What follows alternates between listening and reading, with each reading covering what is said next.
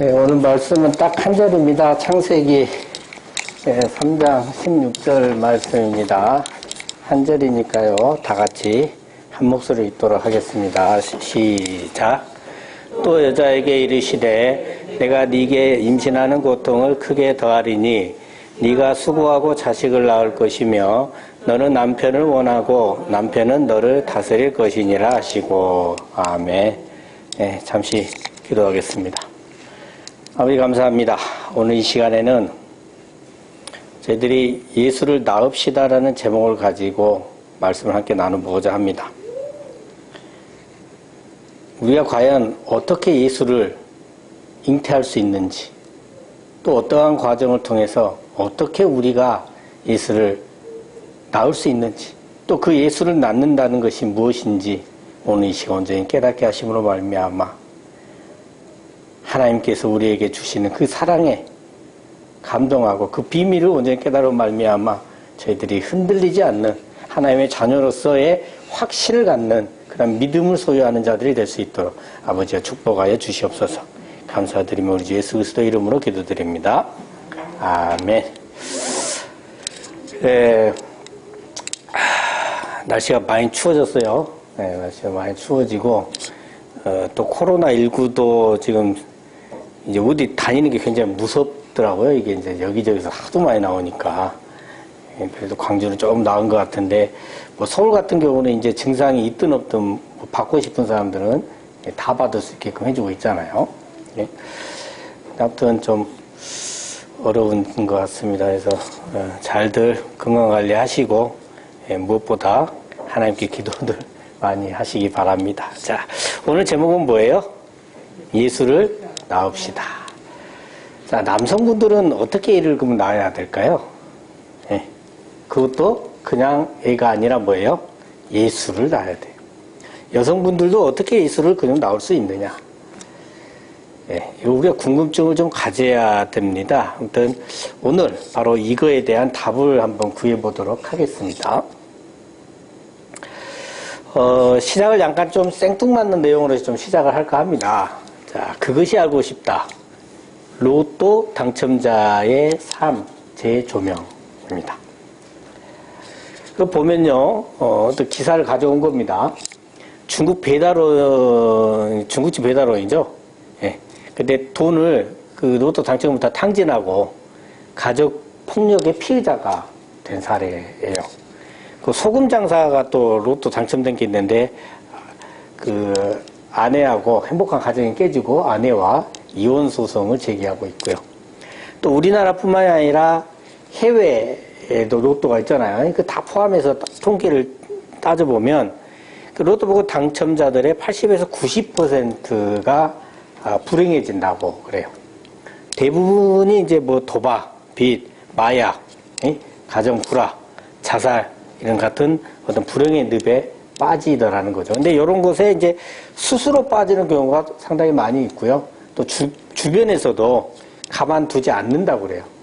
또 이제 좀 이렇게 나 돈 있는 사람이야 이런 걸 좀 부추기면서 또 유혹을 할 거 아니에요. 이게 또 이렇게 잘 유혹을 당한다고 그럽니다. 그리고 70%가 평균 수명을 다 채우지 못하고 세상을 등을진다고 그래요. 그 이유가 뭐냐 했더니 호랑방탕한 삶을 살기 때문에 몸이 망가지는 거예요. 자, 지난주 말미에 창세기 3장 14절, 16절, 17절, 18절, 19절에서 저주를 다뤘었죠. 저주. 가장 큰 저주가 뭐였어요? 육신에 푹 빠져서, 세상에 푹 빠져서 사는 거였습니다. 그리고 이 세상 것에 푹 빠져서 저주가 되는 단편적인 예로 방금 전에 이제 로또 당첨자의 삶을 한번 재조명해 본 겁니다. 물론 이제 세상 것에 빠지는 것이 아니라 세상 것을 다스림으로 행복해진 10에서 20%의 당첨자들도 있어요. 우리 성경 인물들 중에서도 보면 그 애굽의 총리가 된 요셉이 있죠. 애굽은 뭘 상징합니까? 세상을 상징합니다. 그래서 요셉이 세상의 총리가 된 것은 뭐예요? 세상에서 잘 먹고 잘 살아라? 그거 아니죠? 다 아시는 바와 같이 뭐였어요? 이스라엘 백성들을 잘 보호해서 생육하고 번성하고 충만케 하는데 사용받은 겁니다. 그러니까 세상에서의 성공이 핵심 목적이 아니었다라는 거예요. 또 지혜의 왕 솔로몬이 있잖아요. 세상 부귀영화를 어떻게 해요? 다 누렸잖아요. 세상에서 누릴 수 있는 최대의 것을 다 누렸어요. 근데 그 이유가 여러 가지가 있지만 그 중에 하나가 뭐냐면 세상 것을 다 가진다 한들 모든 것이 헛되고 헛되다는 것을 깨닫고 그것을 증명하기 위한 것이에요. 자, 이렇듯이 세상 것 자체를 목적으로 하는 것은 뭐가 되는 거예요? 저주가 됩니다. 그러니까 세상 것을 잘 다스리는 것은 이제 복이 되는 거죠. 자, 이러한 육신에서 벗어나기 위한 고통을 통해서 예수 그리스도를 잉태하고 낳아야 되죠. 그래서 여자에게는 임신하는 고통을 크게 더했고요. 그래서 수고하고 자식을 낳을 것이고, 아담은 평생에 수고를 하고요. 흙으로 돌아갈 때까지 얼굴에 땀을 흘려야 소사를 먹을 수 있는데 이게 밭의 채소였어요. 밭의 채소. 여자는 육신을 예표를 하잖아요. 그래서 육신적인 성향을 갖고 있을 때 오는 것이 임신하는 고통의 수고입니다. 이거는 영의 개념이고요. 그러면 자, 그 다음에 또 지난주 말미에 창세기 3장 15절, 16절, 19절, 21절에서 최후 결론을 내렸죠. 뱀은 어떻게 됐어요? 멸망을 당합니다. 여자의 후손이신 예수 그리스도를 통해서 네 머리가 상해야 될 것이다. 그러니까 예수 그리스도의 십자가 사역을 통한 사탄의 멸망, 너는 멸망받는다 이런 거고, 그 다음에 여자, 육신은 남편을 원한다. 그 남편은 너를 다스리게, 그러니까 자기를 다스려줄 영을 원하는데 사탄이면 안 되잖아요. 예. 사탄을 원하는 사람들은 누가 사탄아 나를 다스려라 이러겠어요. 얼마나? 뭐 그런 사람도 있긴 하더만요. 사탄을 추종하는 사람이 있어요. 근데 세상을 추종하고 세상 것을 갈망하고 하는 게 사탄을 추종하는 겁니다. 그렇지만 그 남편이 아닌 예수 그리스도를 원해야 되고요. 남자는 흙으로 돌아가라겠죠. 그죠? 영은 죄 짓기 전에 상태로 돌아가야 된다라고 그랬습니다. 그러면 이제 하나님이 어떻게 하세요? 아담과 그의 아내, 영과 육을 위해서 예수 그리스도로 옷을 지어 입히십니다. 가죽 옷을 입히시죠. 그래서 구원을 이루시는 거죠. 자, 여기까지 설명을 드렸어요, 지난주에. 자, 그럼 우리는 이 땅에 사는 동안에는 육신의 성향을 갖고 있어요. 그죠? 육신 속에서 살고 있는 우리에게 다가오는 중요한 문제가, 이 여자 입장에서 좀 살펴봐야 됩니다. 그죠? 그래서 그게 뭐냐? 바로, 임신하는 고통. 그러니까 왜 예수를 잉태해서 낳아야 되느냐? 이 이유를 알아야 돼요. 왜? 그 다음에 어떻게 낳느냐 도대체. 그리고 임신하는 고통이란 도대체 무엇인가라는 것을 이해를 할 수 있어야 된다는 거죠. 그래서 이 세 가지가 동시에 이제 살펴보게 되는데요. 먼저 그 마태복음 1장 1절부터 보면은 뭘 얘기해 줍니까? 예수 그리스도의 계보를 얘기를 해주죠.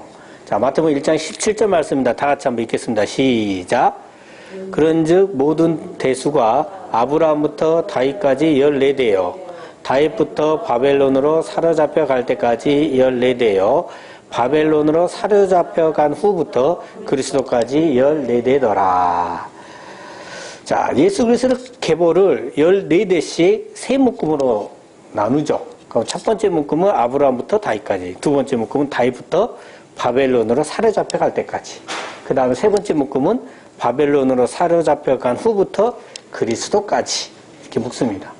자, 여기서 중요 핵심 단어가 네 가지 나오죠. 뭐예요? 아브라함, 다윗, 바벨론, 그리스도죠. 예전에 마태복음 할 때 좀 자세히 다뤘어요. 그때 기억이 나실란가 모르겠는데, 아브라함은 믿음의 조상이잖아요. 그 우상을 섬기던 갈대아 우르에서 이끌어냈단 말이죠. 그리고 믿음의 조상을 만들었어요.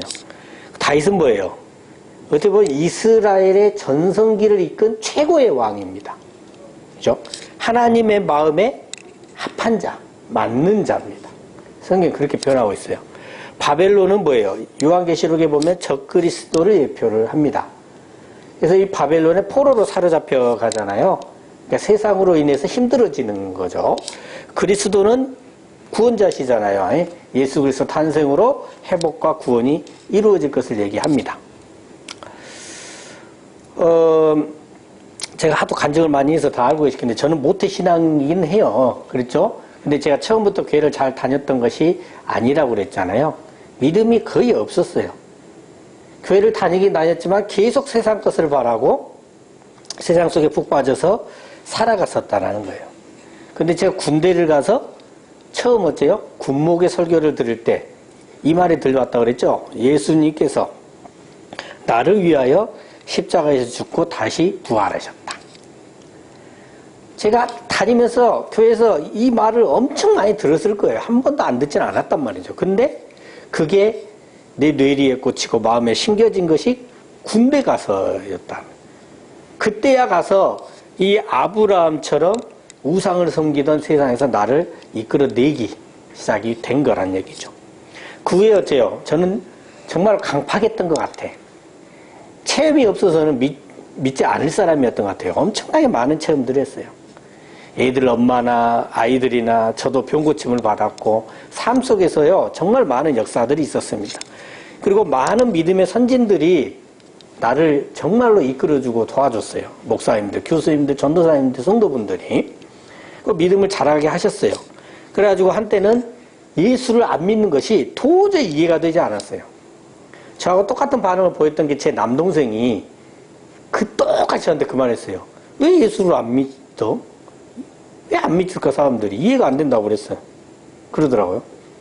그런데 이제 그러다가 세상에서 힘든 일이 생기니까요. 저는 이제 몸은 교회를 가요. 근데 마음이 하나님의 곁을 떠나게 되더라고요. 우리가 말은 이렇게 하잖아요. 힘들 때 하나님께 더 나아가고 기도하고 해야 한다 하잖아요. 그런데 세상 일로 힘들어지니까 어떤 마음이 드냐면 될 대로 되라지 하는 이 심정이 들어요. 그리고 세상에서 방탕한 생활을 살게 되고 아예 믿음 생활을 안 하게 되더라는 거예요. 지금의 제 남동생이 지금 교회를 안 다니잖아요. 그런 상태가 돼 있어요. 걔가 지금. 예. 하루빨리 회복되기를 여러분들 많이 기도해 주시기 바랍니다. 예. 회복되면 우리 교회 나올 거 아니에요. 그죠? 자, 이렇게 자포자기하고 믿음마저도 완전히 포기할 때 또다시 그 상태가 이제 바벨론의 포로 사피자는 상태고요. 완전히 포기됐을 때 이제 더 이상 희망이 없을 것 같을 때 또다시 이게 예수께서 다시 다가오셔서 다시 그 믿음을 주시고 회복시켜서 또 성장시켜 가시더라는 거죠. 저는 근데 이런 현상이요. 한 번에 끝나는 게 아니라 지속적으로 반복됐어요. 그러면서 한 발 한 발 성장시켜 주셨고 전혀 하나님의 자녀답지 않는 행동으로 실망시킬 때도 있지만은 그래도 지금은 제 주변에서요. 저를 통해서 살아계신 하나님을 보는 분들이 제법 있어요. 예, 교회를 안 가시던 분이 어느 날 갑자기 찬송가를 틀어놓고 일을 하고 있는 분이 있고요. 조금씩 생겨요. 아무튼 간에. 신기해요. 다른 사람도 이상하게 막 왜 당신이 찬송가를 듣습니까? 예, 예, 막 그런 말 하는 사람들도 있고 막 그러더라고요. 아무튼 저에게서 그 예수 그리스도가 잉태돼서 겉으로 나오니까 그것을 통해 하나님께서 일하신 거예요. 오직 하나님의 은혜로 그렇게 일어나더라는 얘기입니다. 또 저의 삶을 근데 되돌아보면요. 저는 좋은 믿음을 갖기 위해서 노력하거나 힘써 온 적이 사실 별로 생각이 나질 않아요. 미안하지만 제 육신의 소요, 세상의 것, 세상의 문제를 해결하기 위해서 기도를 했고요.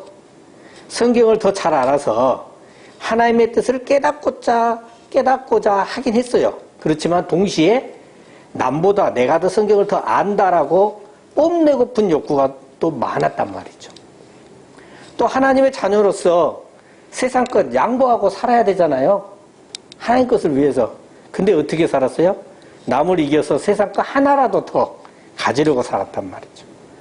그럼에도 불구하고 하나님께서 성장시켜 주시고 나도 모르게 하나님의 자녀다운 모습이 또 하나씩 둘씩 나오게 해 주시더라는 거예요.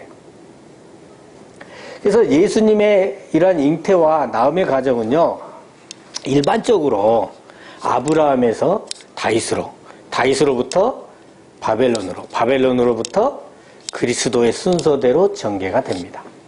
일반적으로 항상 그렇다고 말씀 안 드렸어요. 그러니까 하나님을 모르고 살다가 하나님의 은혜로 어떻게 돼요?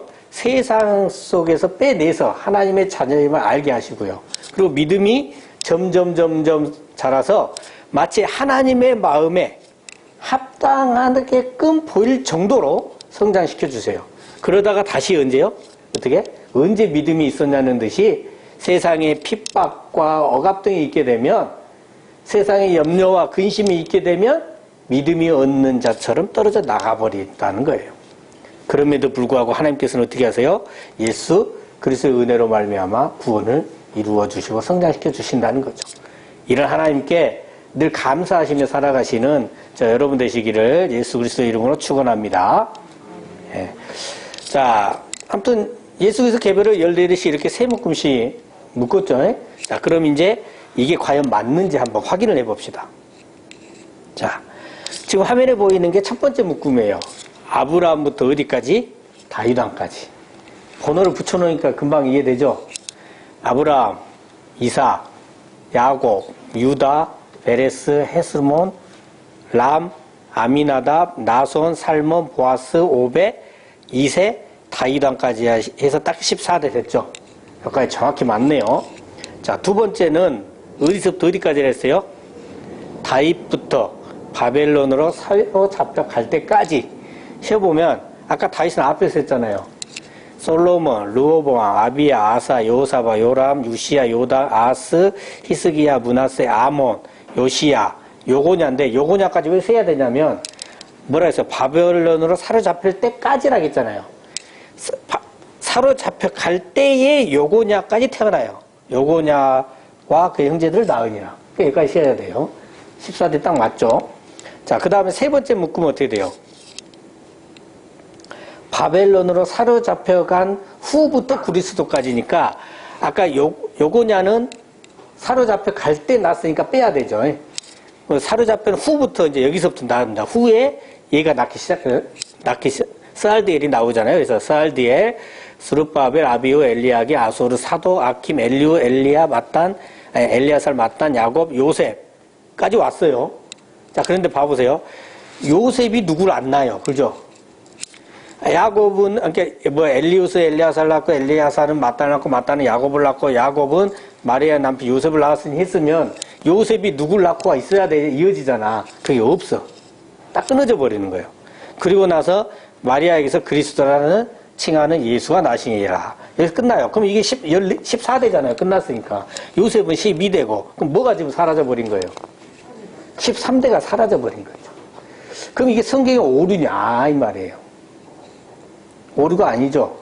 이 안에 엄청난 하나님의 은혜가 있어요. 우리를 향한. 여기서 이제 알아보고자 하는 게 바로 그거예요. 우리가 예수 그리스도의 계보에 들어가야만이 하나님의 자녀가 되잖아요. 근데 어떻게 들어갈 수 있느냐라는 거죠. 자, 마태복음 1장 20절에서 25절 여기 적어놓은 건데요. 여기 20절에 보면 예수가 성령으로 잉태를 해요. 성령으로 잉태를 합니다. 그리고 25절에 보면 마리아의 남편 요셉이요, 이 예수 아들을 낳기까지는 동침을 안 해요. 그리고 이름을 예수라 지은다, 나으니까. 그러니까 무슨 말이냐면 예수는 육신적인 씨, 세상의 씨를 전혀 받지 않았다라는 겁니다. 그죠? 바로 잉태된 이 성령께서 이 끊어지는 12대와 14대 사이를 연결시켜주고 있어요. 교랑 역할로 해주고 있다는 거예요. 그러면 우리가 요셉에게서 낳은 사람들이 아니잖아요. 그러면 우리가 예수 그리스도의 계보에 들어갈 수 있는 자리는 어디냐? 바로 이 성령의 자리예요. 성령의 자리. 13대 자리가 우리 자리라고요. 그래서 우리도 어떻게 돼요? 여러분들 안에 누가 와 계세요? 성령과 계시잖아요. 그래서 13대 자리 들어갈 수 있죠? 성령과 하나 되셨으니까 신기하게 생각하지 마세요. 그래서 우리도 어떻게 되냐면 이 성령으로 누굴 낳아야 돼요, 이제? 우리가 있는 자리에 여기니까 누굴 낳아야 돼? 예수를 낳아야 된다니까요. 우린 여자로서 예수를 낳아야 돼요. 여자의 후손을 낳아야 됩니다. 그죠? 근데 예수를 뭐라고 표현한가 보면 21절과 25절에 보면 아들이라고 그래요. 아들. 딸이 아닌 뭐다? 아들. 그럼 성차별적 그 발언이냐? 예. 이런 문제가 또 있네. 여자는 뭐예요? 육신을 예표하고 남자는 영을 예표한다 했죠? 여자는 씨를 받아서 생명을 잉태할 수 있는 밭을 가지고 있지만요. 남자는 생명을 잉태케 할 수 있는 씨를 가지고 있어요. 또 남자는 성장하여서 영의 일을 생각하는 영의 사람을 예표를 합니다. 그래서 아들을 낳는다는 것은 뭐냐면 사람이 먹을 수 있는 씨 가진 것을 내놓았다. 영의 일을 생각하는 영의 것, 하나님 마음에 흡족한 예수를 내놓았다는 겁니다. 그냥 세상 것을 내놓으면 예수를 낳은 게 아니에요. 그래서 첫 열매가 예수 그리스도입니다. 자, 그럼 이제 임신하는 고통은 무엇이고 그 고통은 어느 정도냐? 머릿속으로요, 여러분 상상하시면서 한번 천천히 보시면은 좀씩 이해가 돼요. 일단 임신하는 고통은 얘를 낳아보신 분은 알아요. 뱃속에 있는 애를 뱃속에 갖고 있다가 잘 키워서 그냥 낳았어. 여기까지가 임신하는 고통인가요? 그건 아니죠. 낳고 나서도 어쩝니까? 아직도 육신적 고통도 있고 육체적으로 계속되고 또 키우면서도 고통이 계속 이어진단 말이죠. 그래서 마태복음 1장 18절 20절을 보면요, 마리아가요 요셉과 약혼을 하고요 동거하기 전에 성령이 잉태돼 버리니까 요셉이 뭐예요? 지금 마리아가 가늠한 걸로 오해를 하잖아요. 이 위기에 처해져 버린 거예요. 그래도 요셉이 착해서 가만히 끊고자 해요. 왜 가만히 끊고자 하냐면 이때 당시 가늠하면 돌 맞아 죽어요. 율법에 의해서. 그 꼴은 못 보겠는 거야. 예. 그래서 조용히 어떻게 끊어보려고 그 일을 안 만들고 해보려고 했죠. 그래서 이런 파혼의 위기까지 또 처해지잖아요. 물론 이제 하나님께서 이렇게 역사하심으로 계속 이어졌지만 그렇습니다. 그리고 누가복음 2장 1절 7절을 보면요, 여러분 임신해서 배가 이렇게 불러보면 조금만 걸어도 어째요? 많이 힘들어요. 많이 힘들어. 근데 마리아가 지금 산딸이 됐는데 하필 또 호적을 하래. 그래서 먼 길을 갈 수밖에 없어요. 엄청 힘들겠죠. 또 어째요? 잘 데도 없어가지고 어디 잡니까? 여관이 아니라 마구간에서 잡니다. 해산할 때가 다 됐는데 마구간에서 자요. 그리고 또 거기서 또 낳았어요. 예수를. 또 예수를 누일 곳이 마땅치 않으니까 또 어디다 누여나요? 말 위에 또 누여요. 여러분 이런 것들이 지금 말하는 건 굉장히 쉽죠. 예. 여러분들 거의 당한다고 한번 생각해보세요. 지금 춥죠? 밖에서 걸어다니는 것도 우리 힘들어요. 엄청난 고통입니다. 이거 보통 고통이 아니에요. 여기서 끝나지 않습니다. 마태복음 2장 1절로 12절 보면요, 돈방박사들이 예수 탄생에 맞춰서 경배하러 오잖아요. 그때 헤롯 분부왕이 돈방박사들이 뭐예요? 아기를 찾으면 뭐라고요? 예? 나에게 알려달라. 예? 그러면 내가 가서 그에게도 뭐 하겠다? 경배하겠다. 왜 이 말을 했죠? 죽이려고. 내가 왕인데 왕이 태어났대. 그럼 내 자리가 위태롭잖아요. 그죠? 그래서 죽이려고 하는 거죠. 계속 계획가 있어요. 다행히 이제 꿈에 이제 동방박사들에게 헤롯 왕에 가지 마라 이렇게 지시를 받아서 거기로 돌아가서 일단 죽을 고비를 넘깁니다. 그죠? 어떤 고통이에요? 죽을 고비요. 죽을 고비. 깜빡하면 죽게 생긴 거야. 엄청난 두려움이죠. 그리고 마태복음 2장 13절로 16절 보면요, 주의 사자가 이제 요셉의 현명에서 알려주죠. 피해라, 도망가라. 예? 그래서 살게는 되는데 이것 때문에 어떤 일이 일어나 버립니까? 모든 지경 안에 있는 그 태어났다고 하는 베들레헴의 모든 지경 안에 있는 사내 아이 2살 아래의 아내는 다 어떻게 됩니까? 죽게 되는 비극이 일어나죠. 이게 뭐예요? 성령으로 잉태되어 태어난 아이 외에는 다 죽었죠. 육신의 씨로 잉태되어서 낳은 모든 것들은 다 내 안에서 어떻게 돼요? 죽어 없어져야 돼요. 근데 우리는 날마다 육신의 아이를 내놓고 있잖아요. 살면서 열매를 내놓잖아요. 그런데 언제까지 피해야 됩니까? 헤롯이 죽기까지 있어야 돼요. 헤롯은 또 어떤 애예요? 성령으로 잉태된 예수를 죽이려고 했다는 거죠. 그러니까 영적인 걸 죽이고 육신의 소욕을 이루려고 하는, 하나님께서 배척하려고 하는 마음이 다 죽어 없어져야 되는 겁니다. 그래야 예수가 나타날 수가 있어요. 설령 우리가 다 못할지라도 아이고 나는 육신이 약해서 안 됩니다 이러고 있어야 됩니까? 아니면 내게 능력 주시는 자 안에서 내가 모든 걸 살 수 있다라고 생각하고 몸부림치며 할 수 있도록 행하며 기도를 하셔야 됩니까? 후자죠? 네. 그리고 우리는 이 마음과 몸이 있잖아요. 그렇듯이 또 뭐가 넘어가 버렸네. 참. 제가 만들어가지고 이제 옮기는 과정에서 꼭 한 페이지씩 사라져요, 가끔. 어쩔 수 없으면 일단 놔두고 하겠습니다. 하여튼 우리는 마음과 몸이 있잖아요. 그게 뭘 나타내주냐면 나의 속사람과 겉사람이 있다는 겁니다. 그러면 내 안에 예수님께서 잉태됐다는 증거가 되면 내 안에 예수가 있었잖아요. 그러면 그 증거가 뭐냐면 내 속사람이 예수를 닮게 되고요. 내 가치관과 내 생각과 내 말과 내 행동과 내 삶이 하나님의 가치관으로 바뀌게 돼요. 행동하는 거는 일단 놔두고 내 속은 그래요. 그럼 예수가 잉태된 거죠. 그럼 그 변화된 것들이 이제 내 겉사람을 통해서 나와야 됩니다. 드러나야 됩니다. 이것이 바로 뭐예요? 예수를 낳는 거예요. 근데 그것이 그렇게 쉽게 단번에 되질 않아요. 자, 엄마 뱃속에 아이가 잉태됐어요. 그러면 그 단번에 사람 모습을 딱 갖추고 있습니까? 처음에 보면 사람도 아니고 뭣도 아니잖아요, 이게. 점점 시간을 두고 점차적으로 손과 발이 생기고 사람의 모습을 갖추게 된단 말이죠. 그렇듯이 내 안에 아들을 잉태하여도 온전한 예수의 모습을 갖추는 데는 어쩐다? 시간이 필요하다. 그래서 우리가 하나님의 자녀이지만 하나님의 자녀답지 않는 모습들도 삶 속에서 나오더라는 거예요. 자, 여기서 한 가지 더 주의할 점이 있는데요. 엄마 뱃속에 있는 아이가 이제 산딸이 됐어요. 그럼 밖으로 나와야 되죠. 그 시기가 됐음에도 불구하고 엄마 뱃속이 좋다고 계속 안 나와. 그럼 어떻게 돼요? 이 아이는 죽게 되고 산모도 위험하게 됩니다. 그죠? 그래서 살리기 위해서 의사가 어떻게 해요? 제왕 절개 수술을 해서 아이를 빼냅니다. 그렇게 해서 산모도 살리고 아이도 살려내죠. 근데 제왕 절개 수술을 하게 되면요, 수술 부작용이 따를 수 있고요. 산모 입장에서는 회복에 더 많은 시간이 걸린다고 그래요. 자연분만에 비해서 훨씬 더 많이 힘든 거예요. 낳는 고통만 좀 줄어졌을 뿐이지 그 이후에 더 큰 고통들이 오는 거죠.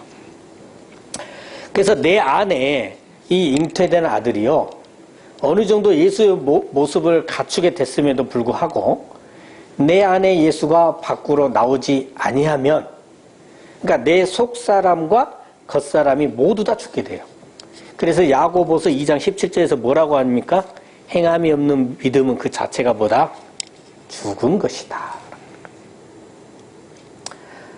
자, 이때 하나님께서 우리를 살려내기 위해서 어떻게 하시냐면은 제왕절개 수술을 하셔야 되잖아요. 사람의 매와 인생의 채찍으로 제왕절개 수술을 하셔서 예수를 밖으로 빼내십니다. 그래서 대부분의 우리 존경할 만한 믿음의 선진들을 보면 평탄한 인생을 살지 못했어요. 다 제왕절개 수술 당하고 나오는 거예요.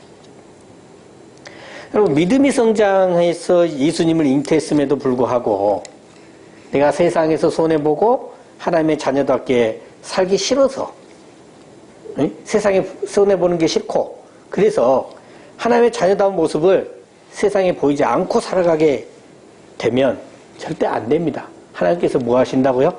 사람의 매와 인생의 채찍으로 제왕절개 수술을 하신다는 거죠. 내 안 속사람이 성장한 만큼 삶과 행동과 말이 바뀌어지시는, 그렇게 성령께서 인도하시는 대로 순종하시는 저와 여러분 되시기를 예수 그리스도 이름으로 축원합니다. 아멘. 기도하겠습니다. 하나님 아버지, 오늘은 왜 우리가 예수를 잉태해야 하는지와 또 예수의 잉태가 무엇인지, 그리고 예수를 낳는 게 무엇인지 살펴봤습니다. 강권적으로 역사하시는 하나님께 맡기고 순종함으로 말미암아 내 속사람이 점점 성장하여 짐으로 예수를 잉태케 하시고 내 겉사람을 통해 예수가 드러나게 하시는 은혜를 내려 주시옵소서. 그리하여 예수를 드러내며 살아가는 우리를 통해 하나님의 자녀들이 날로 불어나고 우리들의 하나님의 자녀다운 모습으로 말미암아 세상을 변화시켜 갈 수 있는 은혜를 허락하여 주시옵소서. 늘 감사드리며 우리 주 예수 그리스도 이름으로 기도드립니다. 아멘.